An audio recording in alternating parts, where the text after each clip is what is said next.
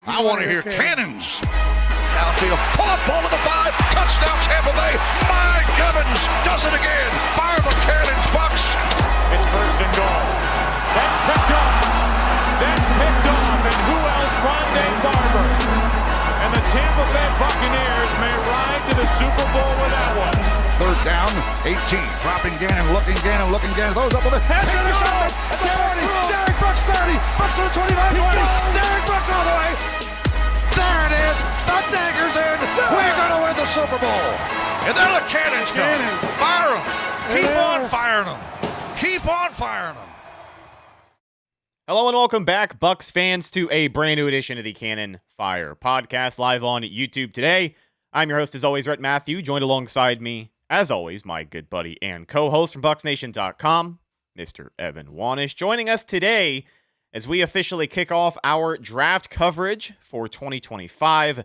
Good friend of the show, back on the podcast once again, Mr. Bucs Nation here on YouTube, a.k.a.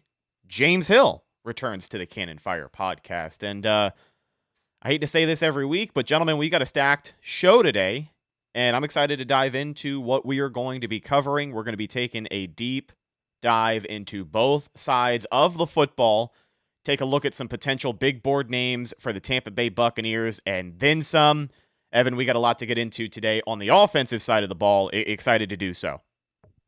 Yeah, and I think the offensive side of the ball is interesting because, and we will have an episode next week where we would talk about the defensive players, but for this one, the offensive side is going to be the main focus, and that's interesting because when you look at the Bucs depth chart, there's not like a clear, like, oh man, they need this right on offense. Whereas, on defense, you can look at a couple of areas, right? Not just even one. You can look at a few areas and be like, well, they could use this, they could use that. Offense, really, if they're picking somebody, it's because they really like that person and they feel like he's going to be able to contribute at some point. And it's basically, they pick anybody on offense, it's almost going to be like a luxury pick because there's not many needs. I mean, they got Ben Bredeson back, so the entire starting offensive line from 2024 is back for 2025. Baker Mayfield was under contract. Bucky Evans and Rachaad White both under contract. They bring Chris Godwin back. Mike Evans under contract. Jalen McMillan under contract. Cade Otton under contract. So there's really not a ton of like pressing needs, and that's a good thing, right? Because then you don't have to reach for those guys. Like I said, if it's going to mean that if you like a guy, you're going to be able to get him, and you think he's a good player. You're not going to be drafting a tight end just to draft because you have to draft a tight end. That's not going to be the case. So there's a lot of interesting avenues that they can go down, and some surprising ones as well, perhaps. Before we go any further, let me give a quick shout out to Cannon Fire crew member for 7 months, Joel Alrican, says, hello, James, Rhett, and Evan. Go Bucs. Pleasure to have you as a part of the Cannon Fire crew. We appreciate you, man. Our longest running member by far. And thank you for supporting the show directly. You can become a member through our YouTube channel membership link, youtube.com/cannonfirepodcast. Appreciate you once again, man. So, yeah, the interesting thing about talking about the offensive side of the ball, too, wanted to get this show done today because as it stands right now, we are just a couple of weeks away from the draft. And as you build up anticipation for the NFL draft and the days draw closer. 2 weeks from today, by the way. I'll be honest with you. 2 weeks from today's version. As it stands right now, and I would say that even more so headed into the draft, you would be hard-pressed to find a mock draft right now that has the Buccaneers taking an offensive player in the first round. But I think what's interesting not only about the list of offensive players we're talking about today, we're talking a little bit more, we're covering a little bit more than just the first round, right? We're not talking about pick 19, but I also think when it comes to offensive players and the situation the Bucs have found themselves in, like you had said, Evan, I don't think every single team goes into the draft thinking best player available if they have legitimate needs, but I mean, the Bucs are kind of in a situation where on the offensive side of the ball, if there is a can't-miss prospect who is just so happens to be there, it could be a legitimate need for this team 2-3 years down the line, and that's an exciting prospect. But also, Todd Bowles hasn't been shy about his thoughts on the offensive side of the ball. He hasn't completely shut down looking at some offensive firepower here in the early rounds, first, second, third round, are guys that the Buccaneers have hit on in the past.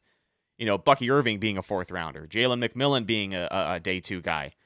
So with all of that being said, it doesn't seem very likely as of right now that the Buccaneers are going to be targeting any of these offensive guys. But with the situation they find themselves in, I feel like there's just a lot more that could happen.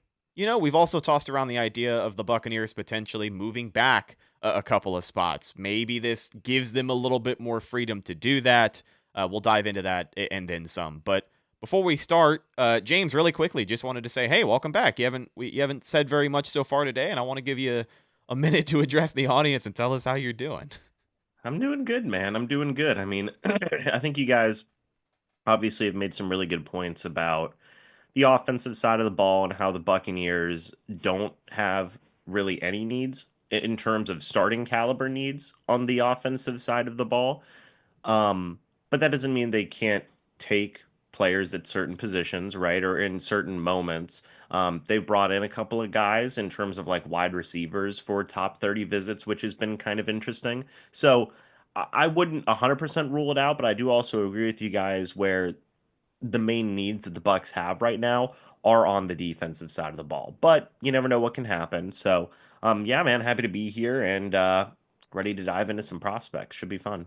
And I do want to preface it by saying, like, still think the most likely scenario is the Buccaneers having a defensive heavy draft, right? Well, I'm not sitting here and we're not trying to make the argument of, well, you know, the Bucs actually may end up drafting 4 or 5 guys on offense. Like, no, I would be very, very surprised. Like, I would still expect this draft to be mostly focused on the defense, but there are a few spots potentially where the Buccaneers could target some particular guys. The first one, and this is the one where people are kind of talking the most about right now, is that number 19 overall, right? Obviously, there's going to be a lot of defenders available at 19 overall, but there could also be some wide receivers. The 2 most notable wide receivers in this class are Ted McMillan from Arizona and Matthew Golden from Texas. The thing about Matthew Golden that is interesting is he has actually had a top 30 visit with the Buccaneers, which is notable because, again, you only get 30. So that means you are selecting 30 guys to come visit your facility. You get to meet with them a little bit more and just see, you know, sort of what personality, what's their character like, see if they like the facility, this and that. And again, like I said, it's limited, right? So that means that the Buccaneers probably do have some legitimate interest in a guy like Matthew Golden. And I think that sort of raised some eyebrows maybe when that came out. And he might be the first wide receiver off the board. He might not even be available for the Buccaneers at 19. But if he is, it sort of depends on who else is on the board, right? As far as the defensive side goes. And you know, I don't know how wise it would be to draft a wide receiver at 19. But at the same time, if you're sitting there and you look at your draft board and Matthew Golden is the best player available on your draft board, that might be hard to turn away, right? Maybe just like you said, Rhett, maybe they, you know, field some calls, right, to try and maybe move back a couple spots, pick up an extra pick. Maybe Golden's still there when you pick up the extra pick, or maybe you pick another defender there, right? So a guy like that, maybe. Ted McMillan's draft stock is kind of all over the place. You see some where he's going in the top 10. You see some where he might be going in the early 20s. Like, it's kind of all over the place, and he's not everybody's cup of tea. There's been a wide range of comps for him. He's a big body, you know, a big body wide receiver. A lot of people think like, oh, like a Mike Evans or whatever. There's other people that think, well, there's been other big body wide receivers who just simply haven't really worked out like that. You know, Kelvin Benjamin, Devontae Parker. You know, there's been a couple guys that have been drafted in the first round that just haven't really panned out. So I do like Ted McMillan. It's a little bit concerning about the whole thing. We touched on this for Rock Riley last week, but about the whole like, oh, he doesn't watch film thing. Don't know if that's exaggerated by him or not. But just like Rock said, not exactly the smartest choice maybe to just say that right a couple weeks before the draft, but it is what it is. But if the Bucs are looking to draft a wide receiver like very early, those are probably your 2 names. Golden's more of a field stretcher. rather that they're two different types of wide receivers. And then you even have a guy like really quick, just to throw his name out there, Jalen Noel, the Iowa State wide receiver, who the Bucs have also had a top 30 visit with, figures to be an early second round pick. Maybe that's something where the Buccaneers would move down. Maybe they would consider him. But there's going to be, while I think there's going to be a lot of defensive options available, there's a good chance at least one of these wide receivers is going to be there. I don't think it's going to be like last year where he had Marvin Harrison Jr. off the board early. He had Malik Neighbors off the board early. Two wide receivers in the top 6 or whatever. Yeah. I don't really foresee that. So there's a good chance that like if the Buccaneers want one of these guys, they might be able to get one. Yeah. And with a prospect like Golden, I am kind of curious how that shakes out for him because he was the fastest receiver. If I'm not mistaken, he was the fastest of all the receivers this year at the Combine. The guy ran a 4.29 40-yard dash, and he also, I think, has the most ability when you look at wide receiver prospects for the Tampa Bay Buccaneers. And if that's what we're talking about now, drafting a wide receiver early, this is a crowded room. It may not be crowded in 2-3 years when Mike Evans is potentially not playing, and you got to see what's going on with Chris Godwin's contract, his production at that time. So wide receiver could be a big need in 2-3 years from now. But if you go out of your way to take one in the first round this year, which, to be honest, in my opinion, the Buccaneers drafting wide receiver round 1, it feels like they'd be going out of their way in some sense, but we got to see how the board shakes out. Just like you said, I feel like he has the most ability to contribute in other places. He has experience returning the ball, and the Bucs have needed a game-changing returner for a little while now. I think we get flashes of excitement every now and again with some of the guys that they throw back there, but nothing ever seems to consistently last long enough. So with the return chops that Golden has, that would be interesting to see him come in as a rookie and take over as your primary returner. I think he has the ability to do that. But yeah, just an interesting situation that the Bucs find themselves in here. James, your thoughts on targeting a wide receiver early here potentially? Yeah, well, first I want to talk about Matthew Golden real quick. So, Rhett, you are right. He does have some experience in terms of specifically kick returning. He never returned a punt in college football, but he did have 2 kick returns for touchdowns in 2023 when he played for Houston. That's notable. He had Most 14 exciting play kick in football. returns. Yeah, he had 14 kick returns in 2024 when he was with Texas. And whenever you look at his overall grades and stuff on Pro Football Focus's big board, our friend Trevor Sikkema helps make that big board, or it pretty much is a big contributing factor to that. He's the 21st prospect on the big board right now for them. Listen to this, guys. I mean, a 61.1% contested catch rate, according to Pro Football Focus. Keep in mind, that's a wide receiver that's 6 feet tall, 195 pounds. He's a smaller guy, yeah. Yes, I mean, to have that type of contested catch rate is great, right? A drop rate of 6.5%, that's better than Tet McMillan. Tet McMillan's at a 7.7 drop rate percentage and is only at a 60% contested catch rate. So this guy is technically better at contested catches than Tet McMillan, right? Of course, Tet McMillan's able to do a lot more in terms of just an overall wide receiver, but it is interesting. Like you said, Rhett, freak athlete. I mean, the guy ran a 4.29 40-yard dash. Apparently, his NFL comparison, according to Lance Zierlein, is Chris Olave, which is an interesting comparison in my opinion. And he put up some good numbers, man. 987 receiving yards, 9 touchdowns in 2024. And the Bucs haven't been shy of saying, like you both have commented on, Jason Light, Todd Bowles have said, hey, we're not going to pass up on a very talented or a very talented offensive player if they are there, right? It is interesting. Golden played some snaps in the slot last year, 118 snaps in the slot, 376 out wide. So he does have versatility, like you were saying, Rhett. That would open up a little bit more to do with Chris Godwin, although he was literally having a career year last year in the slot before he moved on. So, I mean, like, if they were to go get a guy early, like a Matthew Golden, let's say, yeah, he's going to add that deep threat element. He's going to add that thing that's a little bit different than what you're getting with the big-bodied guys like Evans and Godwin. Well, and also, so yeah. Sorry, I didn't mean to cut you off. I just wanted to make sure I said this before I forgot. Think about, if we're making pro comparisons, think about what the Bucs have looked for in the past with a guy like Trey Palmer.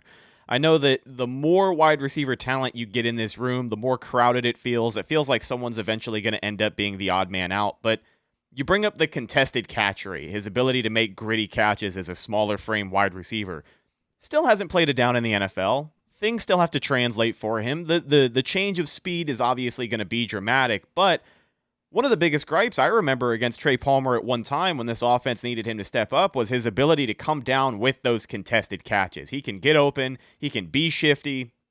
He can potentially be a deep threat if the Bucs wanted him to be that at times, if you get a good look with him. But in that aspect of, like, this offense has struggled before when you've got to start relying on these younger receivers who can't make these gritty catches. If you've got the numbers that point to this guy already being able to do that, again, NFL speed is much different, but that would be a direct address of a need. You know what I mean? Like, it would be basically putting a Band-Aid on that to the best of their ability if you're looking at draft talent, I suppose. Yeah. No, it is interesting to see those aspects of Matthew Golden. And then I do want to comment real quick on Jalen Noel because Evan brought him up. Right now, Jalen Noel is the 80th player on Pro Football Focus's big board.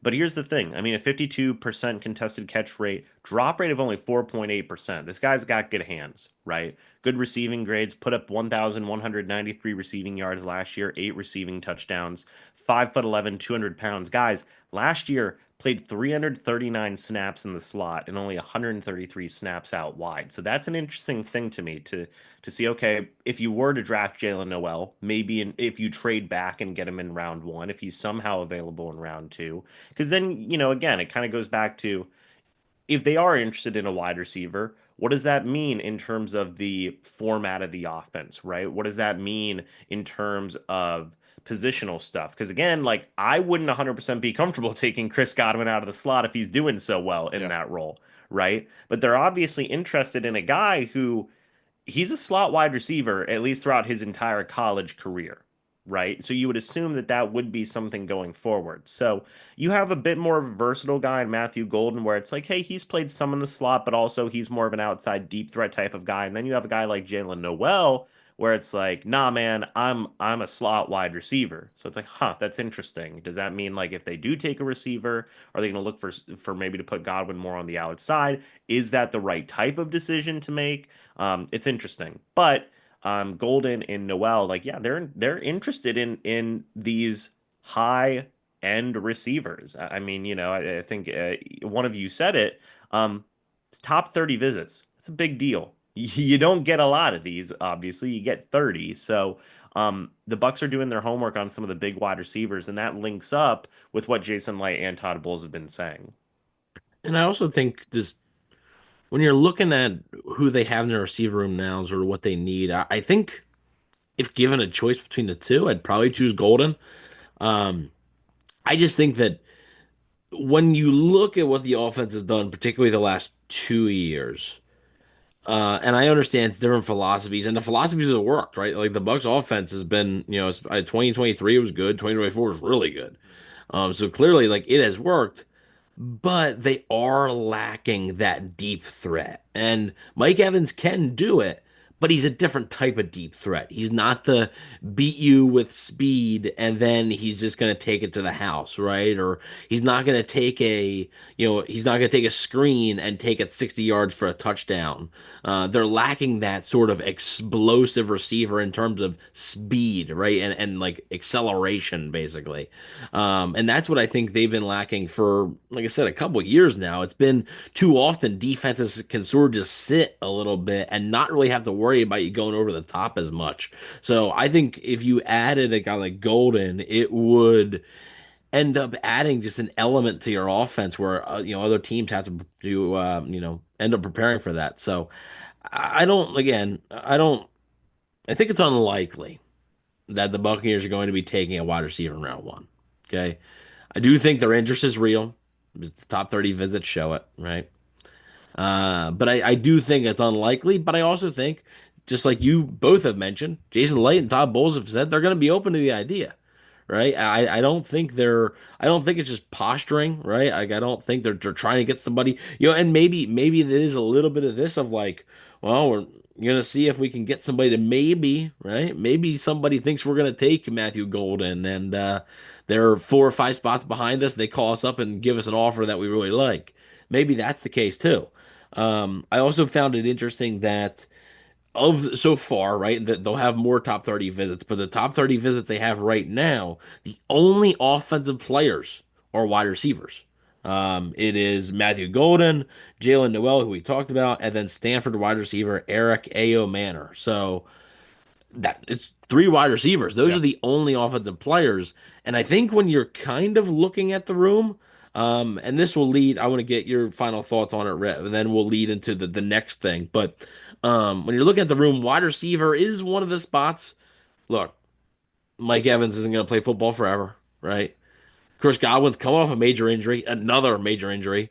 And the Bucs, like again, played multiple games last season with Sterling Shepard and Ryan Miller as their top 2 wide receivers. Like wide receiver depth was an issue for this team at times. And I understand drafting a wide receiver 4 or 3 at 19 overall is not maybe easy to stomach, but it may be, short-term pain for long-term gain, if that makes sense. Yeah, no, that's an excellent point that you brought up as well with the top 30 visits, because I feel like that's an excellent indicator as to the mindset of the Buccaneers taking the offensive side of the ball here early. And again, we still have rounds 2 and 3, potentially 4 to talk about with some of these offensive players, but as of right now, if we're talking about pick number 19, everybody feels like it's going to be defense.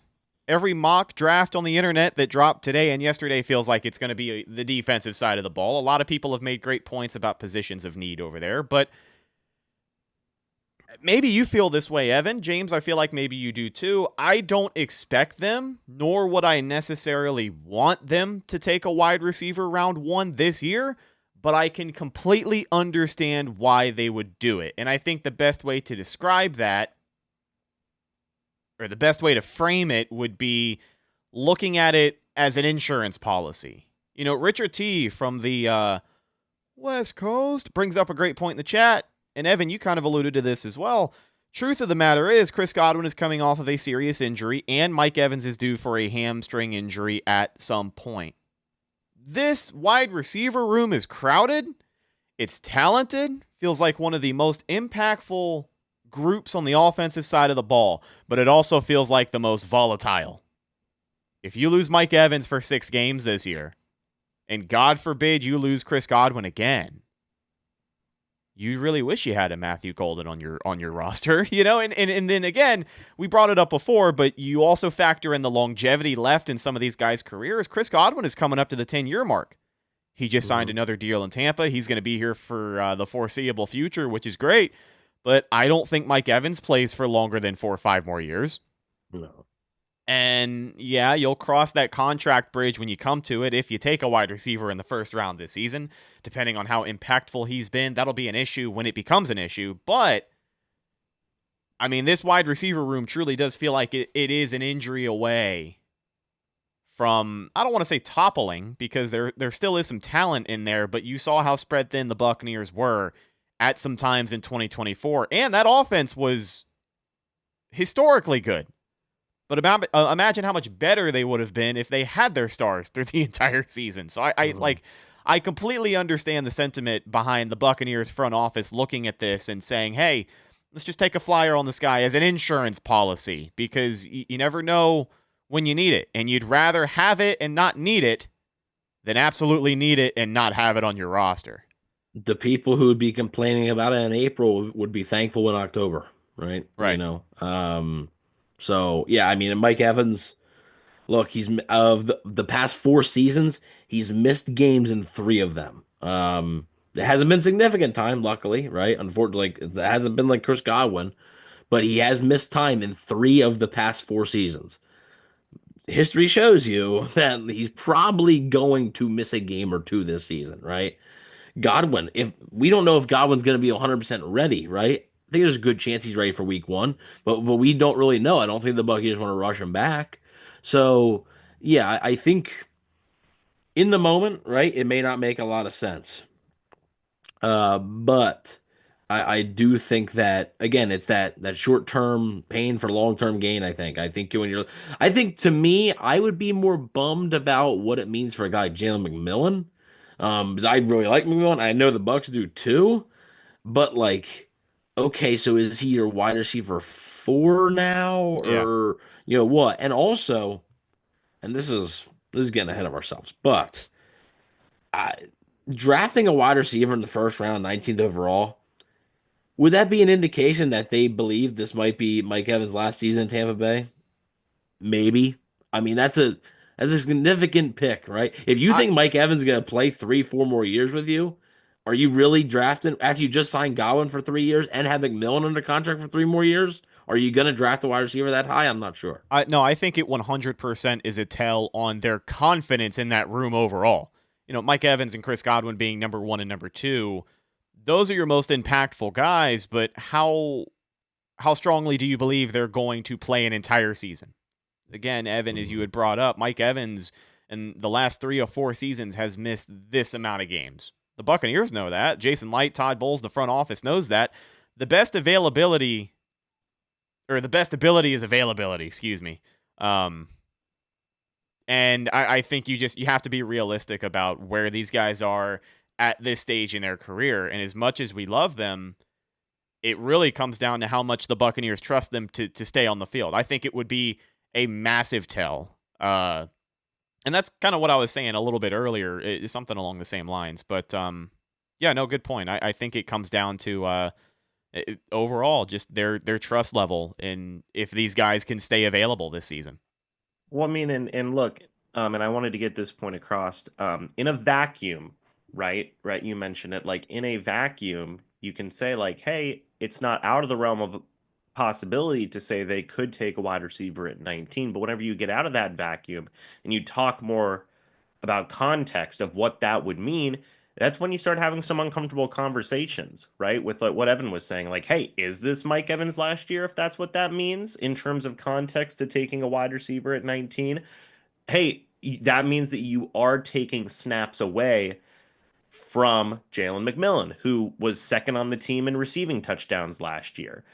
That's a conversation where it's like, hey, that's something that comes with pick 19. I also understand the context of what you were saying, Rhett, where it's like, hey, Evans, Godwin, especially in the case of Godwin coming back from a bad ankle injury, like that's something that needs to be mentioned as well. So there are some goods and some bads. Another bad, in my opinion, is like if you're taking a receiver at 19, that means that you're not taking an edge rusher. You're not taking a cornerback. You're not taking an inside linebacker. So there's so much give and take with a decision like that, right? And there are a lot of conversations that come from a decision like that. And that's the point where I feel like, at least in the point of view of the Buccaneers front office, it would almost be hypocritical. That sounds really harsh, but like the direction that they want to take this team, they've kind of stated it. They feel like they have the pieces to win, and they put a lot of trust into these position groups. They put a lot of trust into that pass rush last year, and look at where it got them. But they're putting a lot of trust in young talent. They're not at a stage where they want to take snaps away from guys. And I think that when you have a head coach like Todd Bowles, who has been so transparent about what the biggest issues on this team are, where the defense especially needs help. The Buccaneers didn't lose to Washington last year because their receivers couldn't catch the ball. That's not what ended their season. And I think that throughout this process of the offseason, both Jason Light and Todd Bowles have been upfront and honest about what the biggest needs on this team are. And it does kind of feel like if you make wide receiver more of a priority than everything else the defense needs right now, that doesn't feel great. That feels a little contradictory to me. It feels like you have less faith in Mike Evans and Chris Godwin than you do in this pass rush with what they have now. I think that there's a lot of different arguments that could be made because, again, a wide receiver in the first round this year, with everything that we've said so far today, it feels like it would be short-term pain for a long-term solution. Well, why are we doing that when you just told me a couple months ago you feel like you can win a Super Bowl with Mike Evans and Chris Godwin on this roster with just a little bit of fine-tuning? It feels very back and forth. I don't know. What's your take on that, Evan? Well, I mean, they've also, in recent weeks they've said like if there's an offensive player there, we'll take the best offensive player. Yeah. Like so. I don't really. I don't know if I would say it's contradictory. I do think it would be like, well, it feels like you're kind of doing this just for like funsies rather than what they actually need. Need. And Feels look, like there's bigger needs. I think that's what it boils right. down to. And also, I think you had mentioned it, right? That there's a second round, there's a third round. There's like it's not like it's just one pick and then you're done.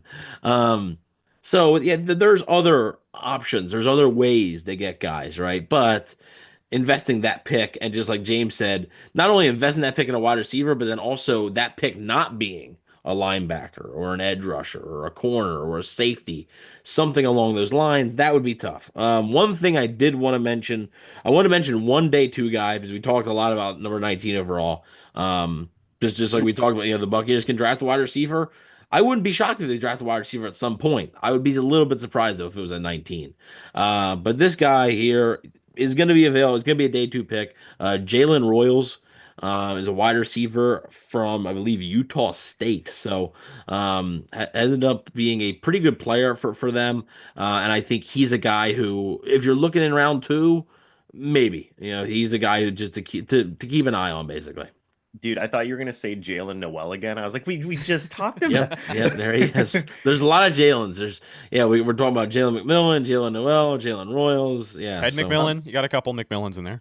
Yeah, Ted McMillan. There's a lot of yeah. Rhett, you brought up something interesting, by the way, real quick, and I don't mean to harp on it, but this is like conversations that I think are important, right? You talked about how, hey, and we have been talking about like Sterling Shepard, Ryan Miller were the wide receivers last year because of the injuries that stunk, right? But the offense you still saw could do some things. Bucky Irving emerged. Rashad White did some good work. Cade Otton did some good work. On the flip side, when the defense had injuries, it did not go well, right? Where you had Josh Hayes and Tyreek Thunderberg starting games at cornerback. You had Christian Izien and like Tavier Thomas as your starting safeties last year. So like it goes both ways for folks in the chat saying, hey, but what if Godwin gets injured? What if Mike Evans gets injured? Well, we had proof last year where it's like when those moments did happen, the Buccaneers offense could survive. Whereas when the defensive side of things happen, where it's like, if you're asking that same question of, well, what if Hassan Reddick gets hurt? What if Yaya Diaby gets hurt? What if Jamel Dean and Zion McCollum get hurt? The defense falters massively, in my opinion. So it's important to have that conversation on all aspects as well. I just wanted to bring that up. So moving on here, away from the wide receiver topic. If the Bucs draft a wide receiver, we'll have plenty of time to dissect everything. But there is one more position I think I could see them maybe selecting at number 19 overall. And they've done it before. That is a tight end. Now, and that would mean, we talk about what would draft a wide receiver mean for Jalen McMillan.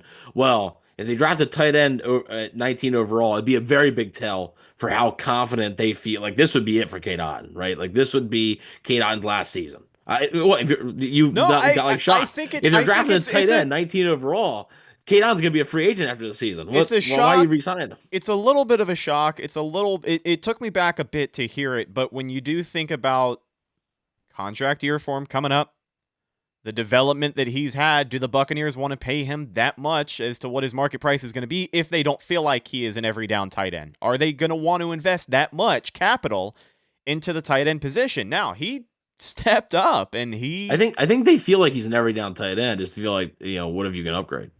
Yeah, I get that. I like Cade Otton a lot. So I think I don't know. It took me back a little bit to kind of hear that, but I can also understand. And I'm not advocating for it. I'm just saying that if they take a tight end at 19 overall, this isn't like, because when they did it with O.J. Howard back in 2017, they still had Cameron Brate. Well, Dirk Cutter ran a 2 tight end system. Yeah. This isn't that system. Like, and we don't know exactly what Josh Grisard is going to do, but I would be pretty surprised if they're like involving 2 tight ends consistently.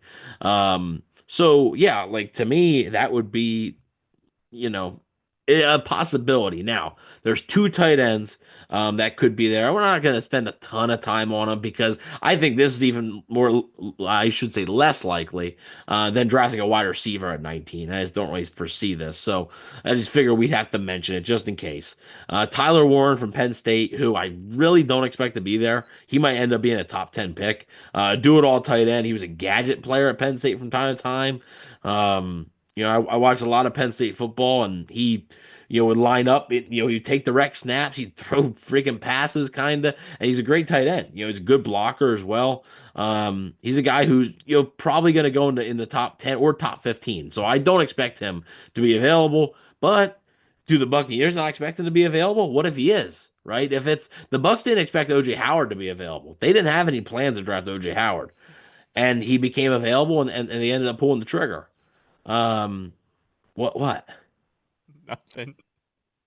You're both laughing. It has nothing to do with what you said or the on-air content. It's just James being James. That's no surprise. He's trying to break me, and he's done it. He's done it a few times, and that's no surprise. I just pretend he's not here. I was just joking. I just was laughing at OJ Howard. He wasn't lying. He knew what he was doing. Jim Hill. He's over here doing impressions. Yeah. Jimmy Neutron over there. Yeah, so Tyler Warren's one of them. The other one who I think is a bit more realistic to be there is Colston Loveland, the tight end from Michigan. Probably going to be a first-round pick.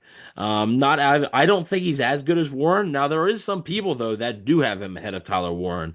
Again, didn't really want to spend much time on it. I can get your guys 2 quick thoughts, but I figured we'd have to at least mention the tight ends because there are 2 pretty good ones here, and as it stands right now, Cade Otton is going to be a free agent after this season. I think the Bucs, like Jason Light even said it today, I think like the Bucs would like to maybe get contract extensions done, but they're not done yet. So we'll have to wait and see.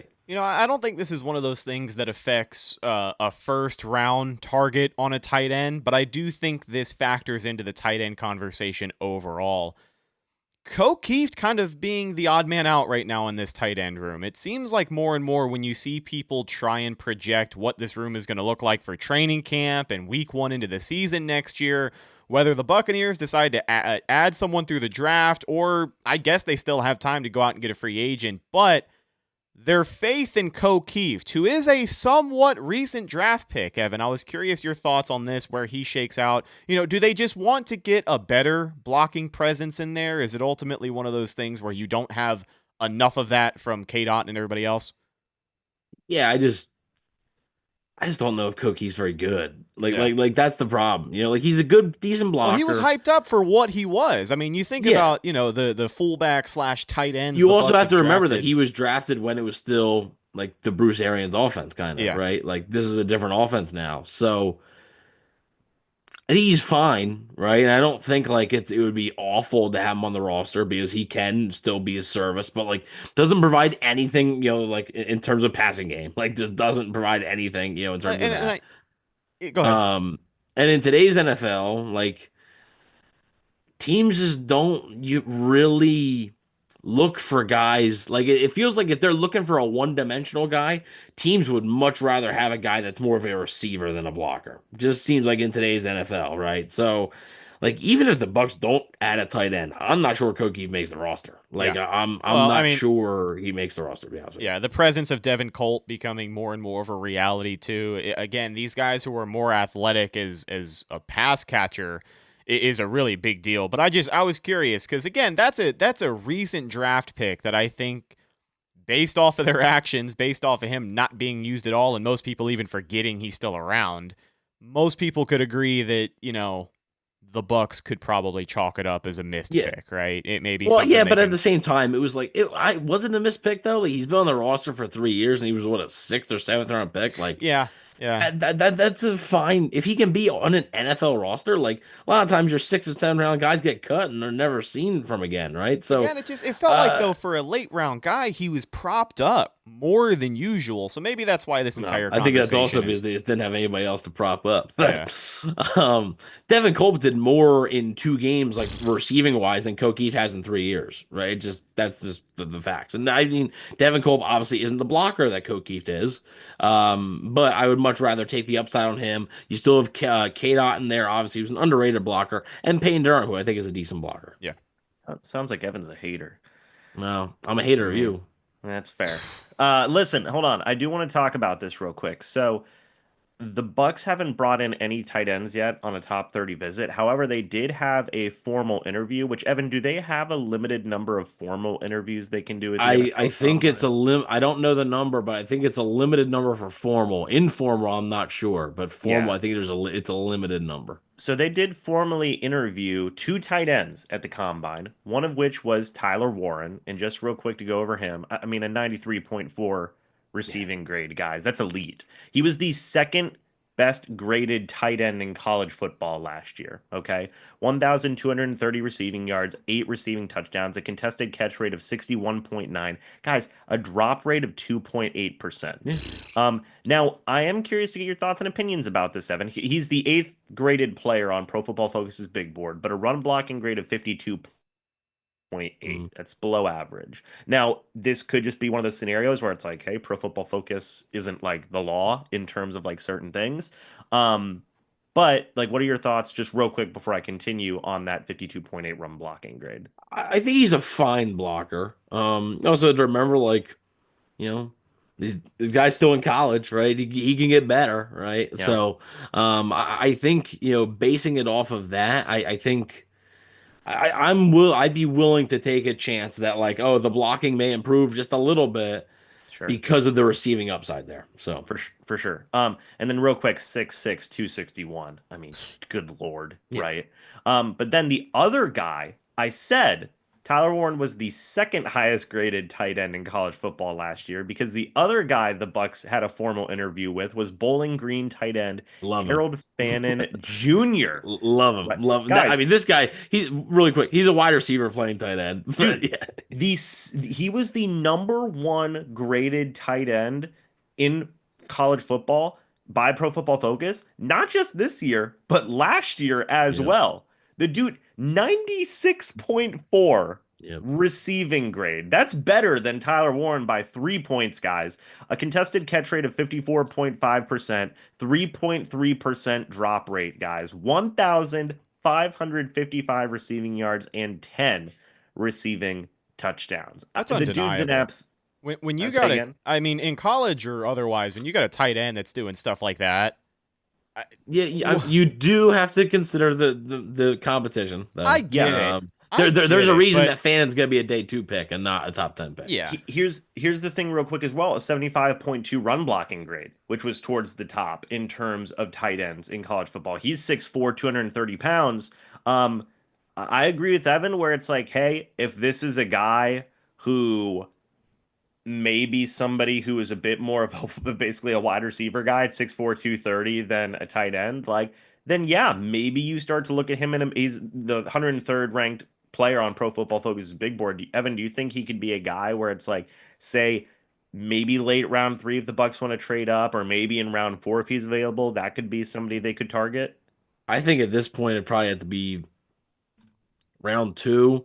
Like, because also everybody says, like, oh, they can trade back, and like they only consider round 1. Well, you can trade back at any point, right? So, like, if the Bucs are sitting there in round 2, they can move back to late round 2 or early round 3, pick up an extra pick, and then still get that guy maybe. So maybe he'd be available in the 3rd. I'd be stunned if he was available in the 4th at all, though. I'd be stunned if he was still there on day 3.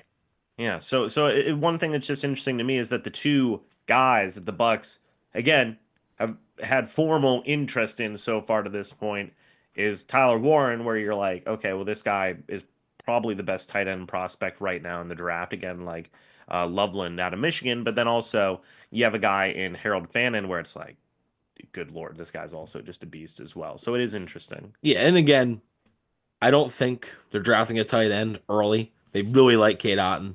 I think they want to get an extension done with Cade Otton, not necessarily ship him out. So I don't think it's likely. It's just something that I wanted to mention really quick, because if it happened and we didn't talk about it at all, I would have been kicking myself a little bit. So keep an eye on the tight ends there, and we'll see what happens. But really quick, the last thing we have is because you can never have too much depth. And I don't necessarily even have, this is more of a question rather than like an analysis thing, because I don't have specific names.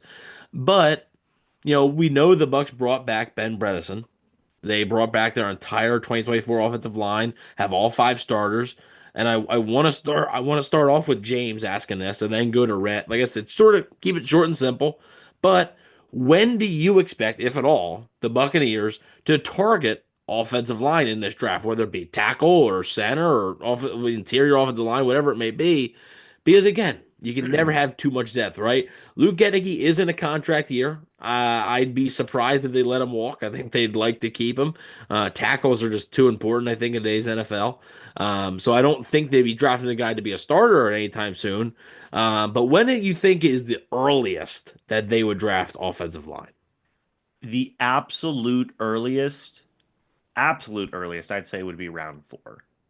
I would say at that point, and even then, I'd be like, don't feel super comfortable with it personally, because it's going to be a depth guy. You know it. I mean, he ain't starting over Tristan Wirfs, whoever they take. He ain't starting over Ben Bredesen, who they just gave $7 million per year for the next 3 years. He ain't starting over first-round pick Graham Barton. He's not starting over Cody Mock, who just had 2 really good years, and he's not starting over Luke Gedeke, who's about to get a bag as well, right? So round 4 would be like the absolute earliest, and I do have just a couple of names, Evan, real quick. But I do want to get Rhett's thoughts and opinions on that, about like the earliest you could see an offensive lineman go. For me, it's the 4th round. Yeah, I agree with that sentiment. I Bleav in those first 3 rounds. The tone that's been set with this team and by this front office is you want to bring in contributors. I don't understand the merit, especially with this offensive line being where it is right now. I don't know the merit in drafting a guy who is not going to play. Even in a reserve capacity, maybe it's a worst case scenario that he steps up and he's playing for you. But when you know that there are bigger needs on the other side of the ball, especially, you can get day 1 contributors in rounds 1, round 2, round 3. With a good GM, you can get him in round 4 and round 5 at times.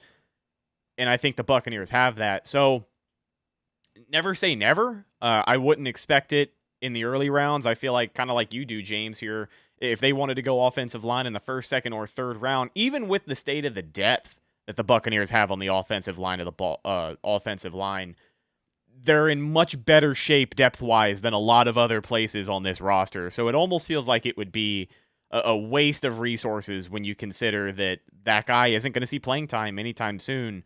Granted, a tragedy. So I would hope that they have more, what's the word I'm looking for? More meaningful targets for those early rounds. And I think that if they were to go O-line, definitely just a depth pick, but it would be in the later rounds.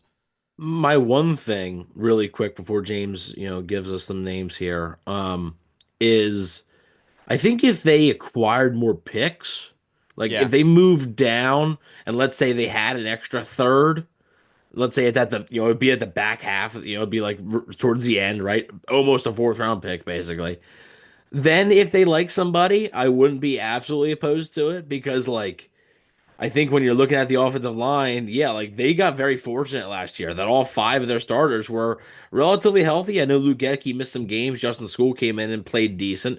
Well, Justin School isn't here anymore, right? Charlie Heck's now here. They don't have Robert Hainsey anymore, though, right? That was something that was a luxury that they had, where on the interior, whether it was center or guard, if one of them went down, you could just sort of plug a guy in there who has already had starting experience. That's kind of a concern for me. But if assuming they have just their picks and they don't make any moves, I agree that round 4 is probably the earliest. But James, go ahead and bless us with some of these wonderful names that you've prepared. Well, it's not a ton. I mean, they only met with 3 offensive linemen formally. And also really quick, doesn't mean everything. Bucs did not meet with Kalijah Cansey at the Combine, and they did not have a top 30 visit with Kalijah Cansey, and they drafted him 19th overall. So we're just doing this as sort of a baseline just type to give thing. us some names. Just to give us an idea. Yeah, but it's not everything. Yeah, I mean, and I mean, honestly, that could have been a scenario where the Bucs were like, we didn't think Kalijah Cansey was going to be there, They haven't met with Tet McMillan at all at the Combine or top 30 visit as well. So, but welcome to Tampa, Tet McMillan. That's what you're telling me. There you go. But like North Dakota State guard Gray Zabel is the first name. He was really good at North Dakota State. And Well, he's not going to be there in round 4.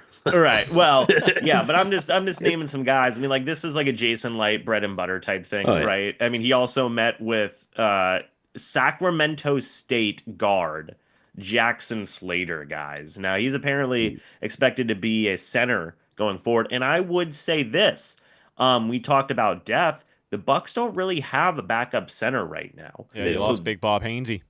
Yeah, so like that is something where you're like, okay, like that's something that they could look at as well. And they also brought in Jonah Monheim as another guy out of It's USC. a great name. Yeah, right. So Jackson Slater was the 230th player on Pro Football Focus's big board. He'll be drafted ahead of that number.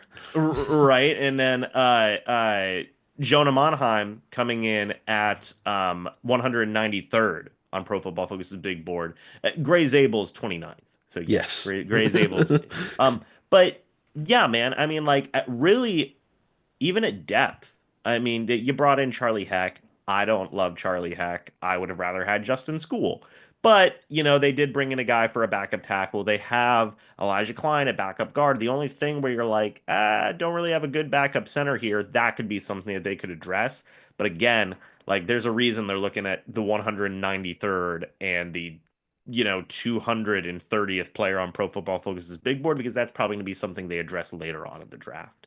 Yeah, and I think, or even if they draft the one in the third round, I think it's like the wide receiver thing. You'd be questioning it at the time, but one of those offensive linemen go down, you're going to be thankful that you have that guy, right? Like you're going to be questioning it in April and being like, man, thank God we did that, when week 11 rolls around and you don't have a guy available for your offensive line, right? So, Ryan Jensen was out for the season on the second day of training camp. Anything can happen at any point. And with an offensive line, especially with a unit that needs chemistry and needs to play together, it can throw it through a loop, really. So, wouldn't expect offensive line early. And let's just end the episode by saying this basically before we wrap it up. I don't expect the Bucs to target many offensive players, right? Wouldn't shock me if there's one or two, right? I don't know if it's going to be all defense. We'll see. It could be, but we'll see. But I wouldn't be counting on the Buccaneers to be drafting a wide receiver at 19 or even in the second round. Like, I still think you're going to see a pretty heavy emphasis on the defensive side of the ball for this year's class. Yeah, I think we all three share that same sentiment. I don't think anyone here expects the Buccaneers to target a big, sexy offensive player here in the early goings, but the NFL draft has surprised us before. Jason Light and the Tampa Bay Buccaneers have certainly surprised us before. So never say never. And I think shows like this, covering topics like this, it's always important to do your due diligence, because the more background knowledge you have of stuff like this, if it does happen and it does shock the fan base, you can remember that you watched that one episode of the Cannon Fire podcast where they talked about this guy. So, hey, I know this guy. I know where he's from. I know what he's about. And, we will find out if the Buccaneers made the right decision or not. But 2 weeks from today, ladies and gentlemen, the 2025 NFL Draft live from Green Bay. Titletown gets their shot at the NFL Draft. So I hope that they make these locations for the draft a little bit more exotic as time goes on. I'd love to see one end up in like Miami or Mars. Tampa. Yeah. Yeah. Do it live from the Sphere in Vegas. You know what? I bet they will do that. I mean, eventually, because the NHL draft was there last year. So, very soon, I would expect the NFL draft to be there. Yeah, but ladies and gentlemen, that's just about going to do it for today's episode of the Cannon Fire podcast. Want to firstly thank our guest and friend of the show, James Hill, a.k.a. Mr. Bucs Nation, for jumping on here today, doing his homework and helping us out with some great Tampa Bay Buccaneers content. James, where can the people find you and your great content, my friend? I don't know if it's great, but I'm on YouTube at Mr. Bucs Nation. Got some stuff scheduled out here for the next couple of days, talking about some of the top 30 visits, talking about the importance of this upcoming NFL draft. I do believe it is very, very important that the Bucs have success coming up here soon. And yeah, man, all the social medias, Mr. Bucs Nation as well. Happy to be here yet again. Excited for that show next week with Trevor Sikkema. That's going to be sick. So anybody watching this right now, stay tuned as well. Yeah, very excited. We announced it in the live chat. It's been pinned up there. But if you have not heard the news, today we broke down the offensive prospects for the Buccaneers in the NFL draft. This Tuesday, April 15th, we will be live right here, youtube.com/cannonfirepodcast with our good friend Trevor Sikkema from Pro Football Focus. Evan, that should be a very exciting show. Yeah, that should be a good one. And, the offensive side of the ball, kind of, we're talking about these guys, don't really expect them to draft them, right? We're going to be talking about guys, multiple guys, right, who may very well be draft picks of the Buccaneers. 19, second round, third round. So we're going to be breaking it all down. And, yeah, really excited to have Trevor back on. So yeah, it's going to be a blast, and stay tuned for that next week. And then the friend of the show part for James, I'm not 100% sure, but Find the show. Appreciate James hopping on though, adding a little bit more. At his own joke. Yeah, well, guess what? Crazy work. Yeah, crazy work's not having any lights on while doing a podcast. I got a light on right here, bro. Yeah, you got a light on right there. Okay. Find the show on social media, Facebook, Instagram, and Twitter. All of those are Cannon Fire Podcast. Best place to go for updates on the show. And, of course, Tampa Bay Buccaneer news as it happens. Speaking of Bucs news as it happens, you can follow my co-host Evan on Instagram at Bucs_daily. You can also find him on Twitter at EvanNFL. Check out his written work at BucsNation.com. What have you got coming up for the draft? Yeah, so the draft. We have. That's right. It's hard to believe. It snuck up on me a little bit this year, to be honest with you. Just like I think that snuck up on James. Yeah. I think was not expecting that. Was not expecting that I'm at fired all. up. I'm amped up. It's the NFL draft. I'm sitting here reading the chat. I just hear Rhett screaming. I'm like, did he forget to mute his mic? What just happened? I actually thought that too. I thought he's like yelling at the dog or something. I was like, oh my god. So BucsNation.com doing the draft profiles, which will be converted here, really rolling out next week. Because I just did Dominic Zaraku, who we'll be talking about more next week with Trevor Sikkema. But we'll also have a video out on him next week, or the next 2 weeks, really, over the span of that time. Gonna have the draft profile videos out for you guys on the YouTube channel. But if you want to check out the reading version of them, head over to BucsNation.com for all that great content. Richard T says, Evan, what's up with your Flyers scoring 8 goals last night? What the hell's going on? Yeah, well. Yeah, they don't do what they're supposed to. So, you want them to lose, and they just keep winning. So, can't really do much about it, but it is what it is. Last but not least, you can find myself, Instagram, and Twitter at Retticus, RHETTAKUS. If you follow me, I will follow you back. And please check out my new project at Video Americana on all video platforms. You can find a short-form, long-form video, mini documentaries, and more. It has been a lot of fun to put together. We got a lot of great stuff in the works at Video Americana, all one word. But that's just about going to do it for today's episode of the Cannon Fire Podcast. I'm your host, Rhett Matthew, signing off from my co-host, Evan Wanish, and our special guest, James Hill, a.k.a. Mr. Bucs Nation.